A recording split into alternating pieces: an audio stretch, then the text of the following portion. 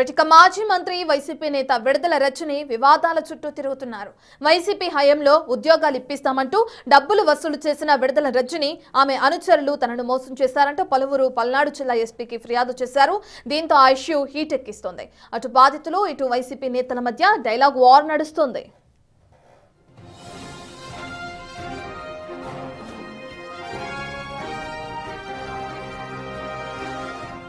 మాజీ మంత్రి విడుదల రజని అలాగే వైసీపీ నాయకులపై విరుచుకుపడ్డారు బాధితుడు ఎస్ఎంఎస్ సుబాని. వైసీపీ నాయకుల బతుకులే ఫేక్ అని మండిపడ్డారు. బాధితులందరూ ఆమె మోసాలకు భయపెడుతుంటే అటు ఎందుకంత ఊలుకు అని కూడా ప్రశ్నిస్తున్నారు. అయితే ఆమె అరాచకాలను భరించలేకే చిలకలూరిపేట ప్రజలు చీకొట్టారని, అందుకే గుంటూరు పోయి అక్కడ ఓడిపోయారన్నారు. రజని మోసం చేశారని టీడీపీ నాయకులు ప్రత్తిపాటి పుల్లారావు చెప్పారని, దాన్ని బట్టే ఆమె ఎంత దుర్మార్గురాలో అర్థమవుతుందని అన్నారు.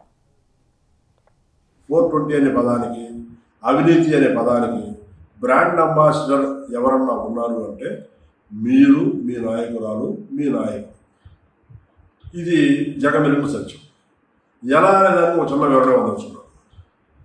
2018 దాకా తెలుగుదేశం పార్టీలో ఉండి ఆ తర్వాత 19లో అడికెళ్ళి అక్కడ సీటు తెచ్చుకోవడం జరిగింది. మీరు తెచ్చుకున్న తర్వాత మర్రాశేఖర్ గారిని ఆయన్ని మా తండ్రి లాంటి అని చెప్పేసి పని చేయించుకున్న తర్వాత మీ అవసరం తీరి మీరు గెలిచిన తర్వాత ఆయన్నే చేయలేదని చెప్పేసి ఆయన పక్కన పెట్టి మీరు మీ అవినీతి సామ్రాజ్యాన్ని విశృంఖలంగా చేశారు.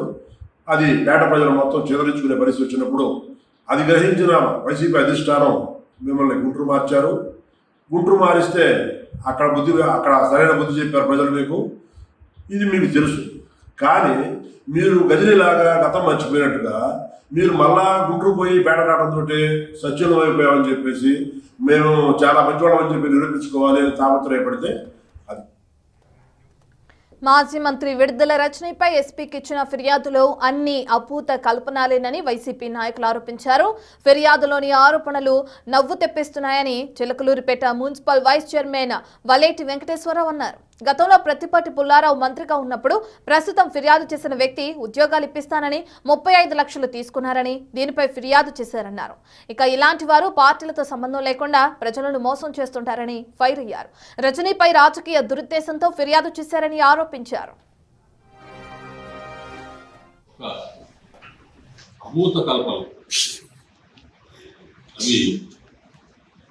ఆలోచిస్తుంటే ఎవరికైనా మనకు కూడా నవ్వు వచ్చే విధంగా ఉన్నాయి. 10 సంవత్సరాల నాడు ఇప్పుడు ఎమ్మెల్యే మాజీ మంత్రి పుల్లారావు గారు మంత్రిగా ఉన్నప్పుడు 35 లక్షల రూపాయలు వాళ్ళు తీసుకున్నారు. ఉద్యోగం ఇప్పిస్తాం, విజ్ఞాన యూనివర్సిటీలో మీ అబ్బాయిలకు ఉద్యోగాలు ఇప్పిస్తామని చెప్పి మొన్న దర్శి నియోజకవర్గంలో దర్శిలో ఒక కంప్లైంట్ ఇవ్వడం జరిగింది. వాళ్ళు ఆ కంప్లైంట్లో ఏం చెప్పారు అంటే, మాజీ మంత్రి మాకు అప్పుడు మంత్రి 10 సంవత్సరాలు అంటే ఆయన మంత్రి పుల్లారావు గారు మాకు చాలా సన్నిహితుడు, మీ పిల్లలకు ఉద్యోగాలు గ్యారంటీ, బాధ్యత మాది, మేము పుల్లారావు గారి అన్నదండలతో మీకు ఉద్యోగాలు ఇస్తామని చెప్పి విడుదల రజనీకి సంబంధించి ఉద్యోగాలు ఇప్పిస్తానంటూ కూడా మోసం చేశారని చెప్పి అటు పల్నాడు జిల్లా ఎస్పీకి ఫిర్యాదు చేశారు కొంతమంది బాధితులు. దీనికి సంబంధించిన పూర్తి డీటెయిల్స్ అందించడానికి మా ప్రతినిధి శివ అందుబాటులో ఉన్నారు. శివ, మనం చూస్తున్నాం అవినీతికి బ్రాండ్ అంబాసిడర్ అంటే మీరు, మీ నాయకులే అంటూ కూడా బాధితులు వాపోవడం మనం చూస్తున్నాం. అయితే ఆయన ఇచ్చిన కంప్లైంట్ కానీ బాధితుడు ఏదైతే కంప్లైంట్ ఇచ్చారో ఆ కంప్లైంట్ చూస్తుంటే నవ్వొచ్చే విధంగా ఉంది అని చెప్పి కూడా వైసీపీ నేతల ఆరోపణలు కూడా మనం చూస్తున్నాం. అసలు ఎస్పీ విచారణ ఇక్కడ వరకు వచ్చింది, ఆయన ఏ విధంగా రియాక్ట్ అవుతున్నారు ఇష్యూకి సంబంధించి?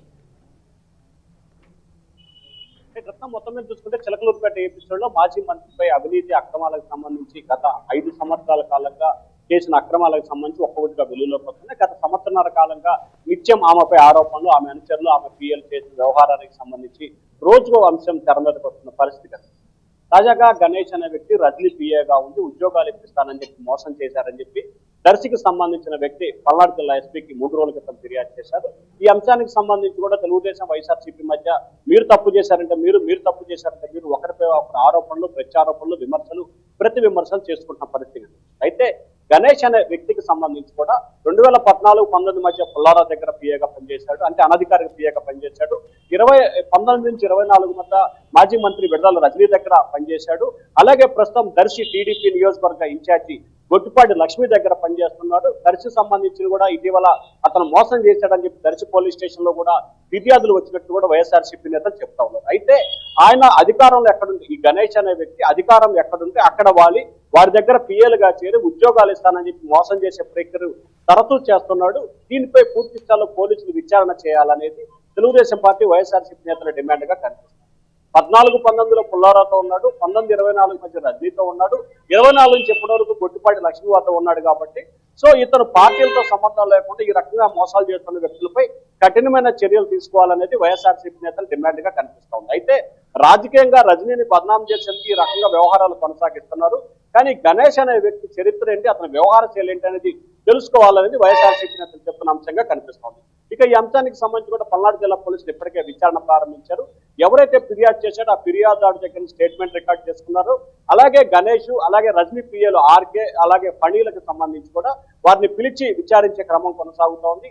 ఇవాళ రేపట్లో వారి నలుగురికి కూడా నోటీసులు ఇచ్చి విచారణకు రమ్మని పిలిచే అవకాశాలు కనిపిస్తున్నాయి. ప్రస్తుతం పల్నాడు జిల్లా ఎస్పీ కార్యాలయం నుంచి చిలకలూరుపేట పట్టణ పోలీస్ స్టేషన్ కి ఎఫ్ఐఆర్ ని బదిలీ చేశారు.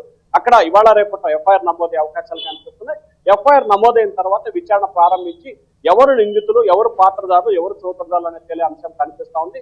మొత్తం మీద చూసుకుంటే రజనీ వ్యవహార శైలిపై కూడా తాజాగా చిలకలూరుపేటలో టీడీపీ, వైసీపీ ఒకరిపై ఒకరు విమర్శలు ప్రతి విమర్శలు చేసుకుంటున్నారు. కానీ రాజకీయంగా వీరు విమర్శలు చేసుకున్నా అంతిమంగా బాధితులు ఎవరైతే ఉన్నారో బాధితులు మాత్రం నష్టపోకుండా చూడాల్సిన బాధ్యత ఉందని చెప్పి కూడా ప్రజలైతే కోరుతా ఉన్నారు. Right, thank you Shiva. ఇక మనం చూస్తే అటు వైసీపీ నేత విడుదల రజనీపై అవినీతి ఆరోపణల కేసు నమోదైంది. సుభాని అనే వ్యక్తి తన దగ్గర డబ్బు తీసుకుని ఉద్యోగం ఇప్పిస్తామని చెప్పి మోసం చేశారంటూ కూడా విడుదల రజనీపై కేసు నమోదు చేయడం జరిగింది. తన అనుచరులపైన కూడా ఇదే విధంగా కంప్లైంట్ ఇవ్వడం కూడా జరిగింది. అయితే దీనికి సంబంధించి వైసీపీ నేతలు కౌంటర్ ఇస్తున్నారు.